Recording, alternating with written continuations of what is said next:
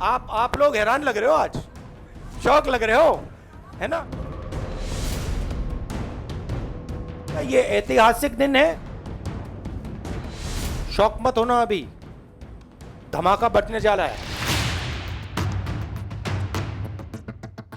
लोकसभा चुनाव 2019 से ठीक पहले कांग्रेस अध्यक्ष राहुल गांधी ने बड़ा चुनावी दांव खेला है। चुनावी बाजी जीतने के लिए राहुल गांधी ने न्यूनतम आय गारंटी योजना का ऐलान किया है। राहुल ने अपनी सरकार बनने की हालत में गरीब परिवारों को सालाना 72,000 रुपए दिलाने का महत्वाकांक्षी वादा किया है। एक साल में 20% सबसे गरीब परिवारों को, हर जात, हर धर्म, हर भाषा के गरीब परिवारों को 72,000 रुपए साल के उनके बैंक अकाउंट में सीधा डाल दिया जाएगा।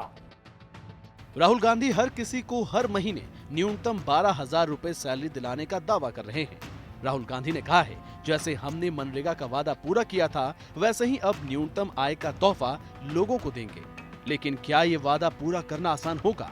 आंकड़ों की जुबानी देखें तो कई सवालों की लंबी फहरिस्त है जो राहुल गांधी के सपने के पूरा होने के रास्ते में खड़ी है। न्यूनतम आय योजना के लिए कहां से रकम आएगी? किन संसाधनों से कांग्रेस अध्यक्ष ये वादा पूरा करने का दावा कर रहे हैं? क्या इस स्कीम के लागू होने के बाद गरीब वर्ग को मिलने वाली सब्सिडी जारी रहेगी या खत्म कर दी जाएगी? अगर ये वाकई न्यूनतम आय योजना है तो कांग्रेस सत्ता में आने के बाद मौजूदा आय की पहचान किस तरह से करेगी? जाहिर है इन सवालों के जवाब कांग्रेस अध्यक्ष के पास नहीं थे। नीति आयोग भी इस वादे पर आंकड़ों के जुबानी सवाल खड़े कर रहा है।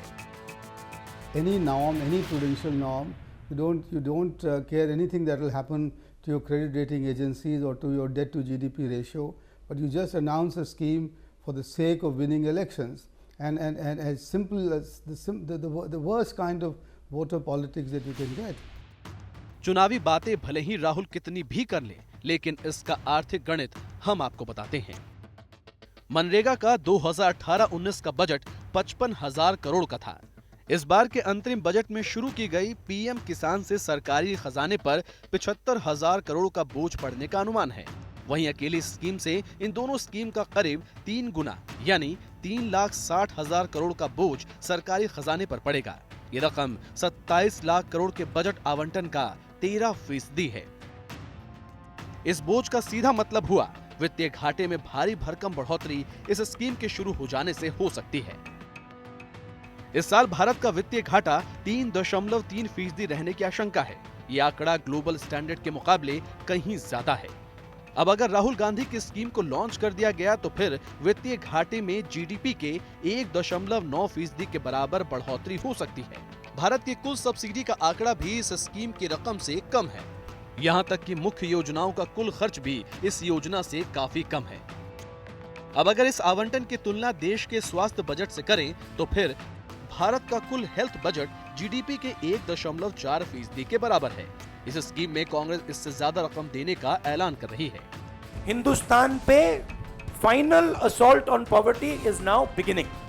यानी चुनावी चाल में ऐलान करने का जिम्मा हर किसी ने उठाया है, लेकिन ठोस रणनीति किसी के पास नजर नहीं आती। ब्यूरो रिपोर्ट, आज तक।